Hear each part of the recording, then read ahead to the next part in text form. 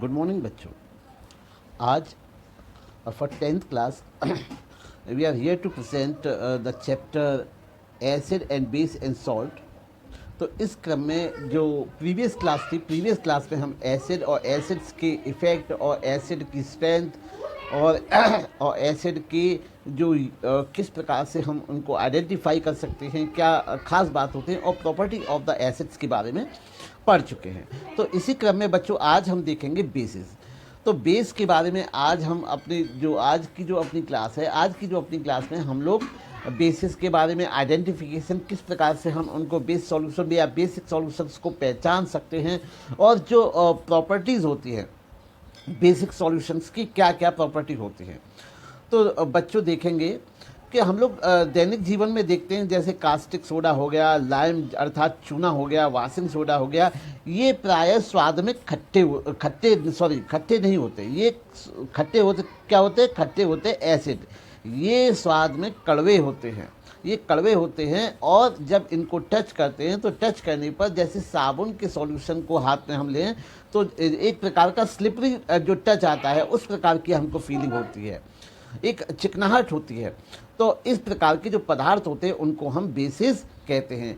तो the solution substance like caustic soda, lime and washing soda are bitter in taste and slippery to touch. ऐसे पदार्थों को हम, ऐसे सब्सटेंस को हम बेस कहते हैं।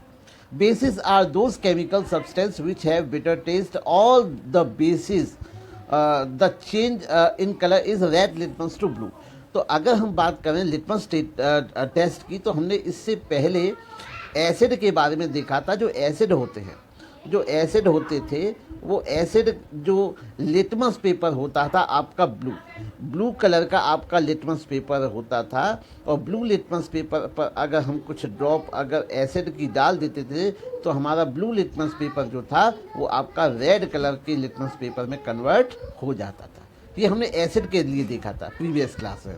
अगर हम बात करें बेस की, तो जो बेस होते हैं, तो बेस जो होते हैं, बेस का अपोजिट होता है। अगर हम बेस को किसी रेड लिटमस पेपर के ऊपर अगर हम बेस की कुछ ड्रॉप्स को डालते हैं तो जो बेस होता है वो रेड लिटमस को ब्लू में कन्वर्ट कर देता है, रेड लिटमस को वो ब्लू में कन्वर्ट कर देता है। तो ये खास बात तो ये, अगर हम लिटमस टेस्ट की बात करें तो जो एसिड होता है, एसिड ब्लू लिटमस को रेड कर देता है। जबकि हम अगर बात करें बेस की, तो जो बेस होता है वो बेस आपका रेड लिटमस को ब्लू में कन्वर्ट कर देता है। तो इस प्रकार से ये तो रहा आपका लिटमस टेस्ट।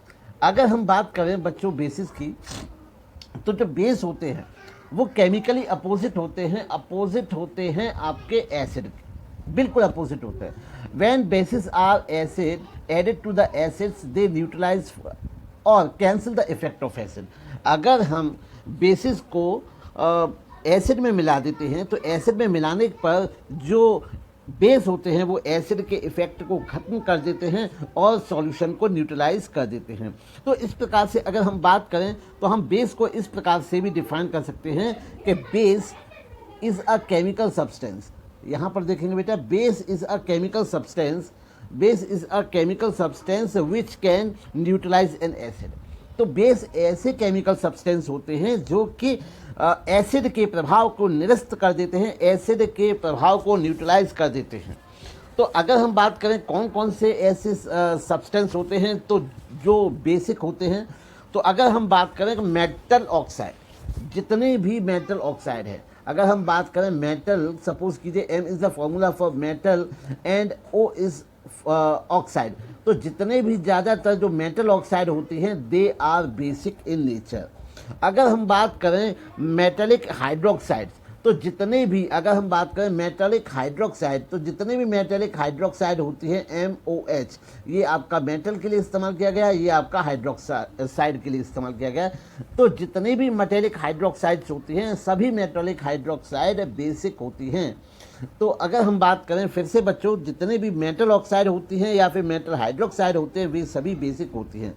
अगर हम इनके जरा चर्चा करें कि ऐसी कौन कौन सी मेटेलिक ऑक्साइड हैं जो बेसिक होती हैं, तो अगर हम इनके एग्जाम्पल देखना चाहें तो एग्जाम्पल में बच्चों हम देखेंगे, जैसे सोडियम है, सोडियम का ऑक्साइड, सोडियम का ऑक्साइड Na2O, सोडियम ऑक्साइड आपका बेसिक होता है। अगर हम वही बात करें सोडियम हाइड्रोक्साइड की, तो सोडियम हाइड्रोक्साइड जो है वो आपका भी बेसिक है। तो सोडियम का oxide as well as sodium का हाइड्रोक्साइड दोनों बेसिक होते हैं। अगर हम वही बात करें कैल्शियम की, तो कैल्शियम का ऑक्साइड भी बेसिक और कैल्शियम का जो हाइड्रोक्साइड होता है वो भी बेसिक होता है।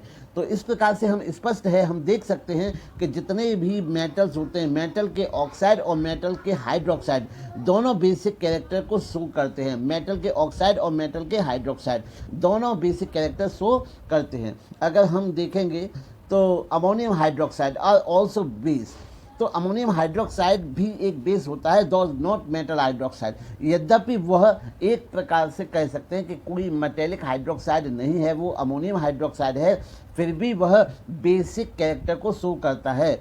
यह यहाँ पर कुछ बात गौर करने वाली होगी। कुछ आपके मेटल के कार्बोनेट्स भी होते हैं और मेटल के हाइड्रोजन कार्बोनेट्स भी होते हैं जो भी बेसिक की श्रेणी में गिने जाते हैं। They are also consider as base. क्योंकि अगर हम इसके पीछे का तथ्य जानने का प्रयास करेंगे कि ऐसा क्यों होता है, क्योंकि वो सबसे बड़ी जो एसिड की खास बात होती है कि वो एसिड के अब इनकी बेसिस की खास बात होती है। क्यों हम कार्बोनेट्स और अमोनियम हाइड्रोक्साइड और किसी भी मेटेलिक हाइड्रोजन कार्बोनेट्स या बाई कार्बोनेट को हम लोग बेस क्यों मानते हैं, ऐसी कौन सी खास बात होती है? तो सबसे बड़ी बात जो होती है वो आपका, अगर हम बात करें चाहे हम सोडियम कार्बोनेट की, अगर हम बात करें सोडियम कार्बोनेट की, चाहे हम बात करें कैल्शियम कार्बोनेट की, चाहे हम बात करें अमोनियम हाइड्रोजन कार्बोनेट की, ये सब ऐसे सब्सटेंस है जो एसिड को न्यूट्रलाइज करने का काम करते हैं, एसिड के प्रभाव को निरस्त करने का काम करते हैं। इसी कारण हम लोग इन सभी सब्सटेंस को बेस की श्रेणी में रखते हैं, बेस मानते हैं।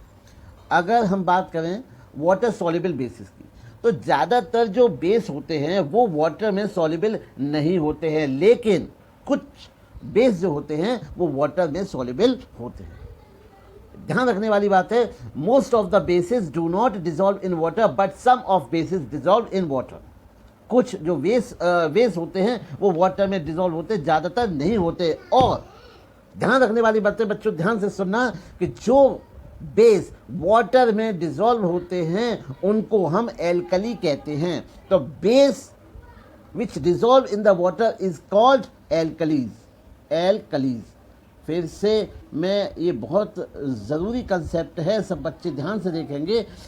सभी बेस जो होते हैं वाटर में सॉल्युबल नहीं होते हैं, सभी बेस वाटर में सॉल्युबल नहीं होते हैं, और जो बेस वाटर में सॉल्युबल होते हैं, वाटर में घुल जाते हैं, उनको हम एल्कली कहते हैं। तो the base which soluble in water is called alkali. तो ऐसे बेस जो वाटर में सॉल्युबल हो जाते हैं उनको हम एल्कली कहते हैं। Some of the water soluble base और एल्कलीज आर सोडियम हाइड्रोक्साइड। अगर हम एल्कलीज के एग्जांपल देखने की बात करें तो सोडियम हाइड्रोक्साइड आपका एल्कली है। एल्कली होने का तात्पर्य है कि जो सोडियम हाइड्रोक्साइड है वो वाटर सॉल्युबल होता है। अगर हम बात करें KOH, potassium hydroxide is alkali. अगर हम बात करें कैल्शियम हाइड्रोक्साइड, तो कैल्शियम हाइड्रोक्साइड इज एल्कली। अगर हम बात करते हैं ammonium hydroxide and magnesium hydroxide, तो ये कुछ ऐसे एग्जाम्पल हैं जो आपके सॉल्युबल हैं वाटर में, इसी कारण इनको हम एल्कली कहते हैं। The soluble bases are so much useful than insoluble bases because most of the chemical reactions takes place on the aqueous solution or water solution.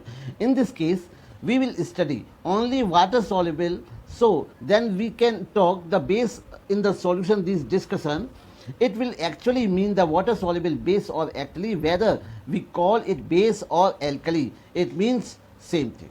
अगर हम देखें तो जो वाटर सॉल्युबल होते हैं वही सबसे ज़्यादा महत्वपूर्ण होते हैं, क्योंकि जितने भी केमिकल रिएक्शंस होते हैं बेस के वो एक्वस सॉल्यूशन में ही होते हैं। तो जो सॉल्यूशन जो सब्सटेंस चाहे वो बेसिक है, लेकिन अगर वो वाटर में सॉल्युबल नहीं है तो वह इतना महत्वपूर्ण नहीं रह जाता है, क्योंकि जितने भी केमिकल रिएक्शंस होते हैं वो एक्वस सॉल्यूशन में ही होते हैं। एक्वस सॉल्यूशन में ही वह अपनी प्रॉपर्टीज़ को शो करता है। अब अगर हम बात करें तो इस प्रकार के जो वाटर में सॉल्युबल होते हैं, चाहे हम उनको बेस कह सकते हैं, चाहे हम उनको एल्कली कह सकते हैं। अब हम बच्चों देखेंगे कि ऐसी कौन सी प्रॉपर्टीज़ हैं जो कि सभी जो बेस होते हैं बेस में कॉमन होती है। ऐसी कौन कौन सी प्रॉपर्टी हैं जो ज़्यादातर जो बेस होते हैं बेसिस में कॉमन होती है। तो अगर हम बात करें बच्चों कि जितने भी बेस होते हैं, अधिकतर, ऐसा नहीं कि सभी, लेकिन अधिकतर जब हम वाटर में डिज़ोल्व करते हैं तो वाटर में डिज़ोल्व करने पर वो हाइड्रोक्सिल आयन रिलीज करते हैं। तो ये एक इनकी कैरेक्टरिस्टिक फीचर है। जिस प्रकार से हमने देखा था एसिड की परिप्रेक्ष्य में अगर हम बात करें तो acids are those which release H+ ion on dissolving water. तो एसिड कौन होते हैं? एसिड होते हैं जब हम इनको वाटर में डिज़ोल्व करते हैं। जैसे अगर एग्जांपल लेते हैं हम HCl का, तो HCl का जब वाटर में डिज़ोल्व करते हैं तो ये आपका H+ आयन और Cl आयन में डिसोसिएट हो जाता है, और यह H+ आयन वाटर के साथ कंबाइन करके प्रोटोनियम आयन बनाने का काम करता है, जो कि एसिडिक शो के लिए रिस्पॉन्सिबल होता है। तो उसी प्रकार से, ठीक उसी प्रकार से अगर हम बात करें एसिड की तो बेस की, तो जितने बेस होते हैं, चाहे आपका सोडियम हाइड्रोक्साइड को अगर हम वाटर के साथ डिज़ोल्व करते हैं तो वाटर के साथ डिज़ोल्व करने पर यह आपका Na+ और OH- में डिसोसिएट हो जाता है।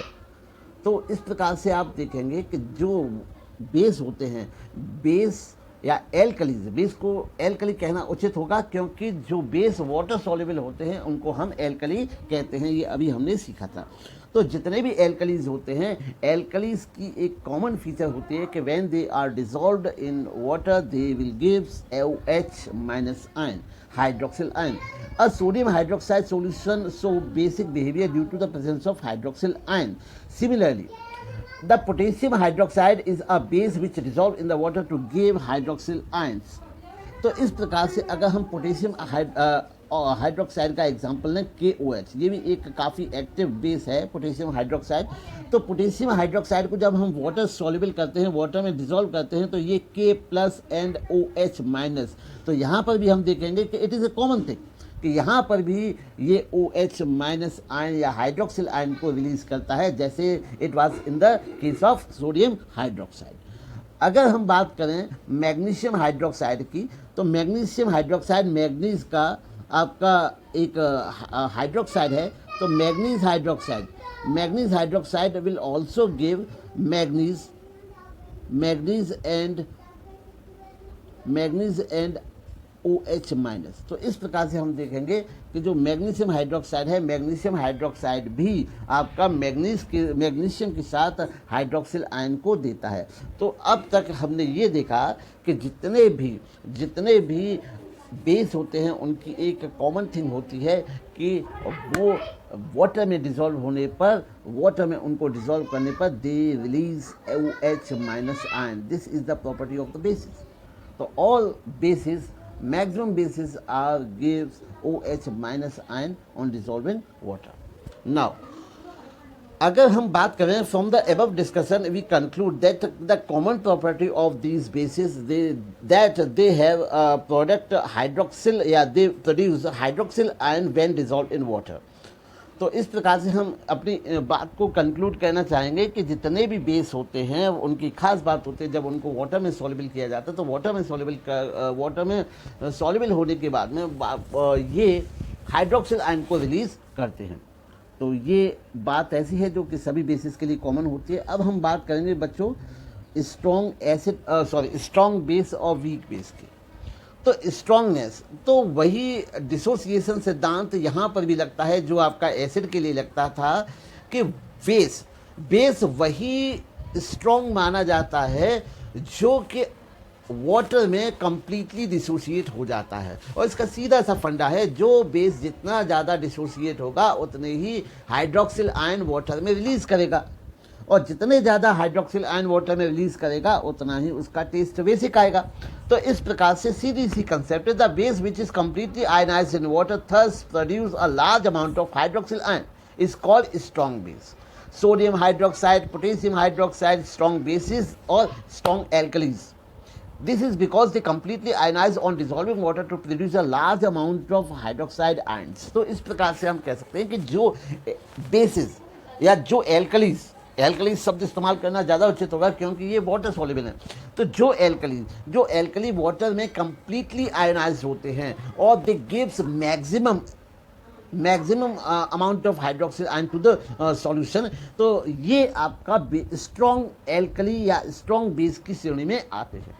कुछ एग्जाम्पल की अगर हम बात करें तो बच्चों याद रखना है, स्ट्रॉन्ग बेस की जो एग्जाम्पल होते हैं सोडियम हाइड्रोक्साइड है, पोटेशियम हाइड्रोक्साइड से आर वेरी स्ट्रॉन्ग बेसिस। अगर हम बात करते हैं ठीक इसके इतर उल्टा है इसका वीक बेसिस के बारे में, तो weak bases the base which is partially ionised in the water. तो ऐसे बेस जो आंशिक रूप से जल में घुलनशील होते हैं या डिसॉल्व होते हैं, तो जो आंशिक रूप से डिसॉल्व होते हैं तो वो कंप्लीटली डिसोसिएट नहीं हो पाएंगे, और कंप्लीटली डिसोसिएट नहीं हो पाएंगे तो जितने उनके अंदर हाइड्रोक्सिल आयन है वो वाटर को नहीं दे पाएंगे। जब वाटर में हाइड्रोक्सिल आयन की प्रेजेंस इतनी ज़्यादा नहीं होगी तो वो आपका एक वीक बेसिक होने की श्रेणी में आएगा। अगर हम बात करें कुछ कॉमन एग्जाम्पल की जिनको हम वीक बेस मान सकते हैं, तो इसकी श्रेणी में आपका अमोनियम हाइड्रोक्साइड एक वीक बेस है जो कि वाटर में डिसॉल्व होने पर NH4 और OH- में डिसोसिएट होता है, और ये इतना अच्छी प्रकार से डिसोसिएट नहीं होता है कि ज़्यादा से ज़्यादा जो हाइड्रोक्सिल आयन है वो वाटर में आ सकें, इसीलिए ये कम बेसिक या कंपैरेटिवली वीक बेस का टेस्ट शो करता है। अगर इसके उलट हम दूसरे एक और वीक बेस की चर्चा करें तो ये आपका कैल्शियम हाइड्रोक्साइड, ये कैल्शियम CaOH का होल ट्वाइस। जब हम इस वाटर को डिसॉल्व करते हैं कैल्शियम हाइड्रोक्साइड को, तो ये आपका कैल्शियम और आपका OH- में डिसोसिएट हो जाता है, तो ये भी कंप्लीटली डिसोसिएट नहीं होता है, और कंपैरेटिवली सॉल्यूशन में OH- आयंस की जो संख्या होती है वो कम होती है, इनकी कंसंट्रेशन कम होती है। इस कारण ये जो सॉल्यूशन है वो कंपैरेटिवली वीक बेस का काम करता है, या वीक बेस की प्रकार से हम इसको पहचान सकते हैं।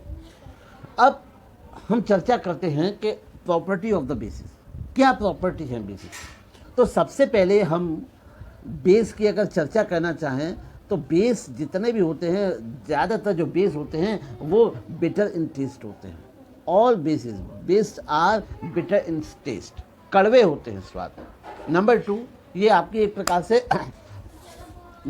अनकेमिकल प्रॉपर्टीज़ हैं।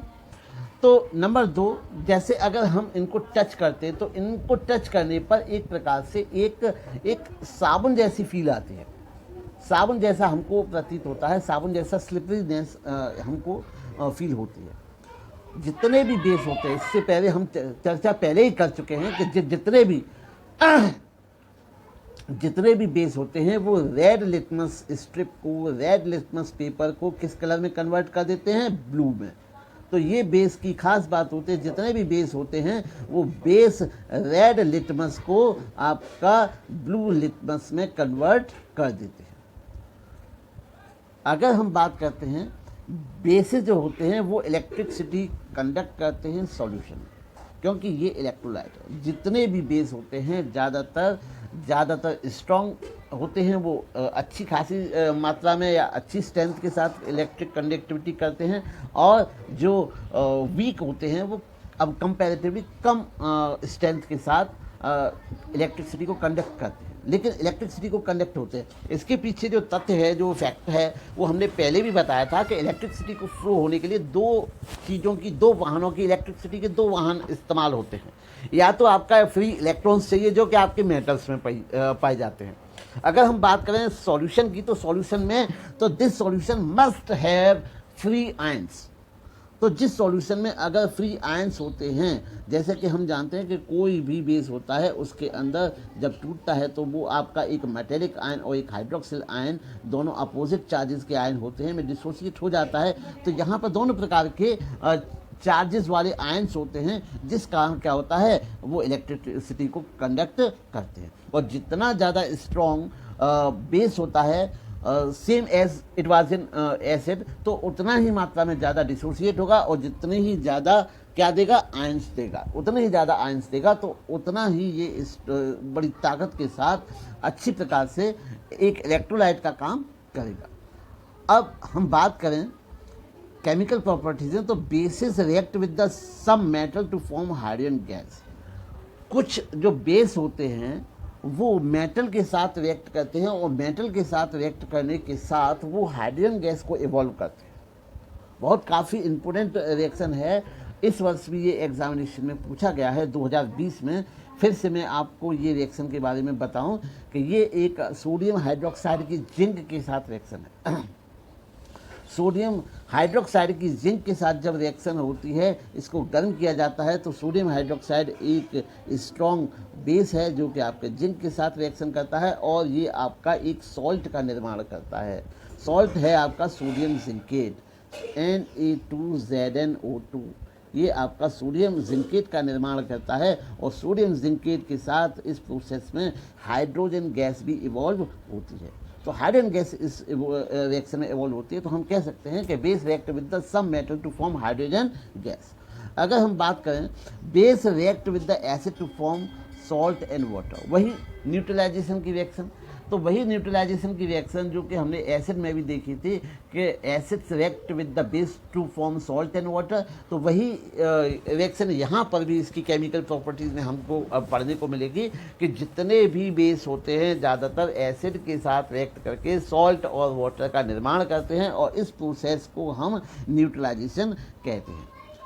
तो जैसे अगर हम बात करें सोडियम हाइड्रोक्साइड, सोडियम हाइड्रोक्साइड है, सोडियम हाइड्रोक्साइड एक स्ट्रॉन्ग बेस है। ये आपका सल्फ्यूरिक एसिड के साथ रिएक्शन करके सोडियम सल्फेट बनाता है। सोडियम सल्फेट एक सॉल्ट है, इसके साथ वाटर का निर्माण भी करता है।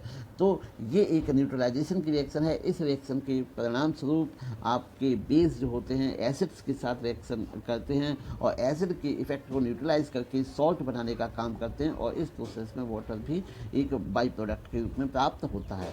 This is a example of neutralization reaction. We have already discussed in the neutralization reaction in the acids and base detail in the topic in the previous topic. We now know that acids produce hydrogen ion and in the solution, whereas base produce OH minus ion in the solution. So when acid and base combine with these real neutralization reactions, due to the combination of the hydrogen present in the acid ions present in the base, तो form base in the water। तो इस प्रकार से हम लोग देखते हैं कि जो वाटर होता है, वाटर की फॉर्मेशन किस प्रकार से होती है। तो कोई भी एसिड होता है, कोई भी जो बेस होता है वो आपका हाइड्रोक्सिल आयन रिलीज करता है, हम लोग पहले ही पढ़ चुके हैं। और जो कोई भी एसिड होता है वो वाटर में डिजोल्व करने पर क्या बनता है, H+ आयन को रिलीज कर देता है। तो H ये आपस में कंबाइन करने के बाद, this is example of combination reaction. यहाँ पर H कितने होंगे, 2 और O। तो इस प्रकार से ये आपका H2O का निर्माण करता है। तो उम्मीद है सब बच्चों को ये टॉपिक समझ में आया होगा। अगर हम बात करते हैं नॉन मेटल्स ऑक्साइड की, तो जो बेस होते हैं वो नॉन मेटल ऑक्साइड के साथ रिएक्शन भी करते हैं और सॉल्ट और वाटर प्रोड्यूस करते हैं। अगर हम कुछ एग्जांपल की बात करें तो कैल्शियम हाइड्रोक्साइड, कैल्शियम हाइड्रोक्साइड एक मेटेलिक बेस है। ये आपका कार्बन डाइऑक्साइड के साथ कंबाइन करता है और ये आपका कैल्शियम कार्बोनेट और वाटर का निर्माण करने का काम करता है। तो याद रखने वाली बात है बच्चों, ये भी काफ़ी महत्वपूर्ण रिएक्शन है कि जितने भी नॉन मेटल होते हैं, नॉन